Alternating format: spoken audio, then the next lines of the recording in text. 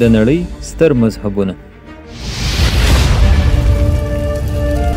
السلام علیکم، زه یم صمیم ځلاند او تاسو ګورئ ځلاند یوټیوب چینل. په تېره خپرونه کې موږ واورېدل چې مذهب څنګه رامنځته شو او همداسې انسانانو څنګه په خپل شاوخوا کې دومره غټو بدلونونو ته فکر وکړ. د دې ترڅنګ موږ د هندو مذهب په هکله هم خبرې وکړې چې هندو مذهب څنګه رامنځته شو او په هندو مذهب کې څومره قومونه دي. نن موږ مخته ځو او ګورو چې په نړۍ کې نور څومره مذهبونه راغلي او په ځمکه یې واک چلولی. نو راځئ چې ورسو هغه مذهب ته چې په یو وخت کې د جنت د دروازو څخه یوه دروازه وه، خو په نن وخت کې د جهنم د کندو څخه یوه کنده شمیرل کیږي. یهودیت. د عیسی علیه السلام څخه 800 کاله مخکې، هغه وخت کله چې په مصر د فرعون د غرور او تکبر تخت پروت او په مصر د ظلم او وحشت حکومت قایم و. هغه ورځ کله چې فرعون د رودینیل په غاړه ولاړ او اسرائیل د مرګ شیبې شمیرل. د یهودیانو تاریخ د دغه ورځې څخه 16 لسیزې شاته، یعنی هغه وخت کله چې نجومیانو فرعون ته وویل چې په اسرائیلو کې به یو ماشوم پیدا شي چې ستا حکومت به در دړې وړې کړي. په دغه ورځ فرعون پریکړه وکړه چې په اسرائیلو کې هر نارینه ماشوم پیدا شي هغه قتل کړي، خو په شرط د دې چې یو کال یې قتلوي او دا بل کال یې بیا پرېږدي. د قتلونو دا سلسله روانه شوه او په زرګونو ماشومان قتل شول. خو د چا د قتلونو لپاره چې فرعون قتلونه کول، هغه په همهغه کال پیدا شو په کوم کال چې فرعون قتلونه کول. د دې ماشوم مور د ډېرې ویرې چې فرعون یې قتل نه کړي په صندوق کې بند کړو او د اوبو په یو سیند کې واچوو. دا صندوق لاړو او د فرعون په کور برابر شو. د فرعون مینځي دا صندوق راواخیست او ماشوم یې ځینې راویست. د فرعون میرمن ته یې حواله کړ. د فرعون د میرمن په دې ماشوم ډېره مینه راغله او د فرعون څخه یې هیله وکړه چې موږ به دا ماشوم لوی کړو او د خپل بچي مینه به په ماته کړو. فرعون د خپل میرمن خبره ومنه او د ماشوم روزنه یې شروع کړه. کله چې دا ماشوم ځوان شو، د فرعون د قوم یو نفر یې قتل کړ او د دې ویرې څخه چې فرعون به ماته سزا راکړي د مصر څخه روان شو. څخه تر هجرت وروسته ورباندې نبوت ښکاره شو.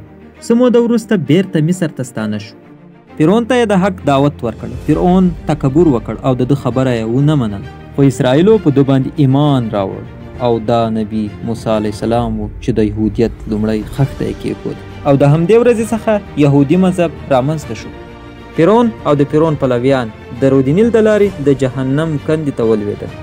اسرائیل یعنی یهودیان د موسی علیه السلام تر بیرغ لاندې د جنت په لور روان شول. دا وخت د یهودیانو اکثریت هیواد اسرائیل دی او په ټوله نړۍ کې 15 میلیونه یهودیان ژوند کوي.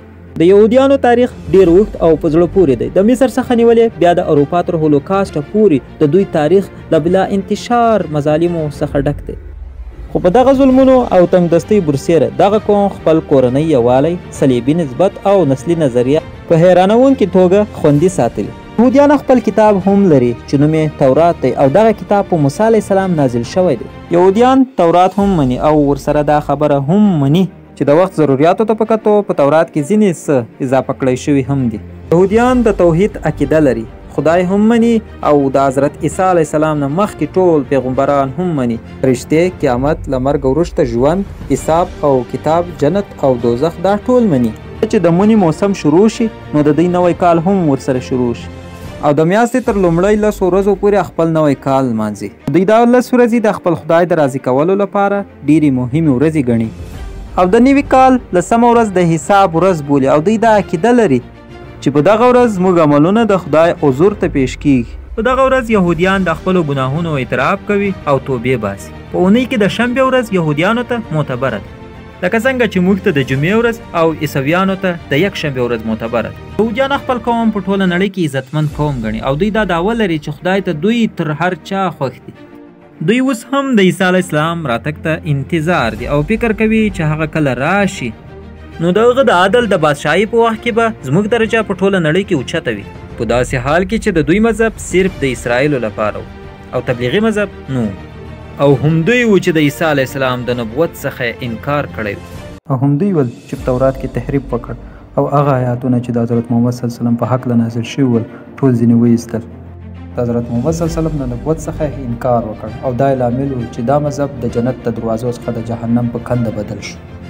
محترمو، دا وه زموږ نننۍ خپرونه چې ستاسو درانه خدمت ته مې وړاندې کړه. تر راروانې خپرونې پورې مو په الله سپارم.